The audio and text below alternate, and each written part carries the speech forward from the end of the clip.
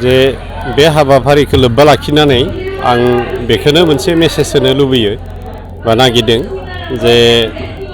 फरायसाफोरनि गेजेराव माने जिथु फेल' फिलिंस गावनि गेजेराव बिदा फंबाय बिब' बिनानाव सानलायनायखौ माने बे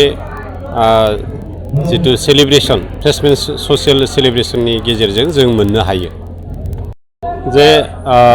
जोंनि प्राय फरायसाफ्रानो अबिडियेन्ट आरो फोरोंगुरुफोरखौ मानियो आरो फोरोंगुरुफोरनि जिथु गाइडलाइन बेखौ जों फालिनायखौ नुनो मोनदों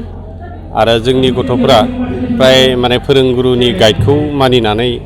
फरायो आरो बेखायनो रिजाल्टफ्रा जोंना मोजाङै फैयो जे दिनै जोंनि फरायसाफ्रा टेलेन्ट दङ आरो बिस्रा टेलेन्टआ जथेस्थ' दङ किन्तु जोंनियाव दा गार्जेन लेभेला एसे नांबावगौ गार्जेना गथ'नि सायाव केयार लानाया नांबावगौ दङ जायनि थाखाय जों दिनै माने मेडिकेलनि निट एन्ट्रेन्स बा जोङो दिनै IITनि थाखाय जिथु माने JEE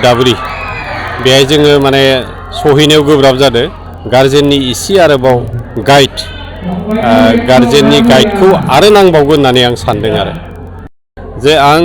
जोंनि फरायसाफोरखौ आं बेखौनो फोरमायनो सान्दों जे जोंनि फरायसाफोराबो गुबुनफोरबादि माने आदार इथनिक्स ग्रुपफोरा जायफ्रा दिनै गोबां डेभेलप जाबाय साइन्स एन्ड टेक्न'लजियाव बहुद गोजौआव थांबाय दा जोंनि बे ओनसोला बेबायदि सहैनो हायाखै बेखायनो जोंनि गथ'फ्राबो चेलेन्ज खालामनानै जुजिनानै बे गुबुन हारिफ्रा जेरै माने टेक्न'लजिखौ माने टाच खालामदों जोंनि गथ'फ्रा बेखौ सहैनो नाजानाया गोनांथि दंसै जोंनि फरायसालियाव LKG to 12 दा प्राय 800 स्टुडेन्ट दङ आरो जोंनिया स्टुडेन्टफ्रा प्राय रेगुलारानो खिन्थु साफा सानै एसे फिजिकेलि माने उइक दोङो बिसोरो एसे एबसेन्ट जायो